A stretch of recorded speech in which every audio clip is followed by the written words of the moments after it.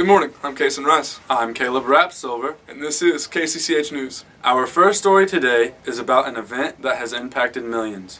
As you all may know, on August 25th, 2017, Tropical Storm Hurricane Harvey would come through and hit the city of Houston. During this, over 27 trillion gallons of water would proceed to rain down in our area.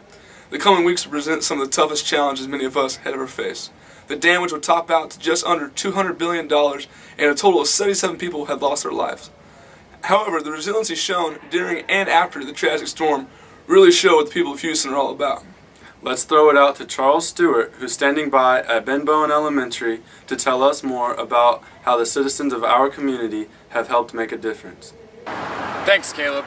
It was at this very site just a few months ago where the people of Huffman, Texas put others before themselves in order to show that no event, no matter how tragic, can tear this town apart. After the storm hit, there were numerous families who needed shelter, care, and basic needs in order to survive.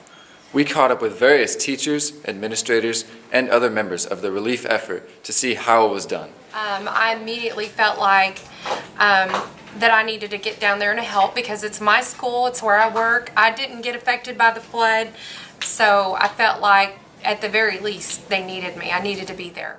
Hi, my name is Pam Newman. I work at Copeland Elementary, and I was desperately affected by Hurricane Harvey, and the community really was my savior.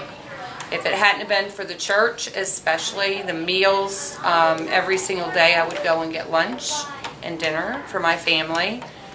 But we are still trying to recover. Even though the storm hit over 3 months ago, the commitment to getting these families back on their feet hasn't stopped at all. We've been very fortunate that we've had a lot of donations from schools and from organizations around the country. Just yesterday we took in a donation of Christmas gifts from a county in Mississippi that were delivered, and it's been that kind of effort that has been able to help our community and keep our students and keep our those that really in need moving along forward throughout this journey. And it's not over with. We still have a lot to do and a lot of people to help, but it's been a great growing experience for a lot of people in our community and for me and our district as well. Now, as you can see, there's still work that needs to be done, but the community continues to show support for any and all who need it. For KCCH News, I'm Charles Stewart. Back to you in the studio. Thank you for that wonderful story, Charles.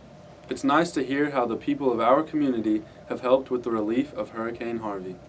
And for our second story, we dig into one of Huffman's very own students who overcame a great obstacle. We now send it to Rustin Flowers, who is standing by at Huffman Hargrave. Thanks, Kason. We're here now with Clint Crane, who's a student here at Hargrave High School. So Clint, obviously we're here because 3.5 years ago you lost your right leg. Sure. So just kind of take us through that day and what happened. Well, it was the summer before I was a freshman in high school, and my family was really big into like water sports and like wakeboarding, wake surfing, all that different kind of thing. And we were turning, and as we were turning, I kind of lost my balance because the waves were hitting, like I said. And I tripped over her, I lost the rope, and I fell under the boat. And like I said, we were turning, so the boat slowly like floated over me, and it hit my leg, and it was kind of crazy.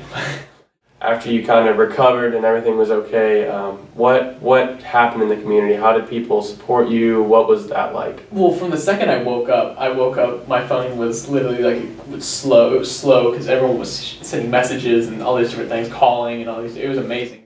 We're saving up for me to get Ginium, which is one of the best legs in the market, and to get that, it requires a lot of funding. It's very expensive, and there was no way in the world that we would have ever had a chance of affording it on our own.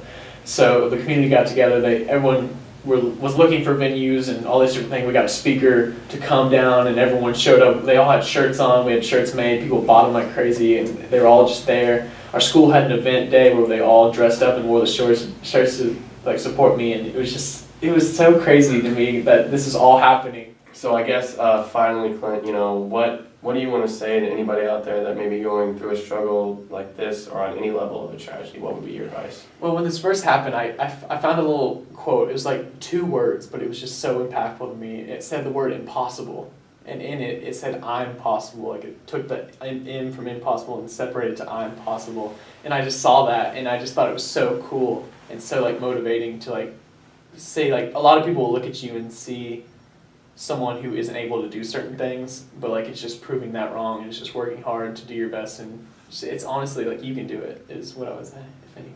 All right, well, we thank you, Clint, for your time. It's been an honor sitting down here with you, Thank you. getting to hear your story, Sure. and we're going to throw it back to the studio now. For KCCH News, I'm Rustin Flowers. Wow, really is an inspiring story, huh, Caleb? Absolutely, Kason. Well, that's all the time we have for today. From all of us here at KCCH News, thank you for making us your home for groundbreaking stories.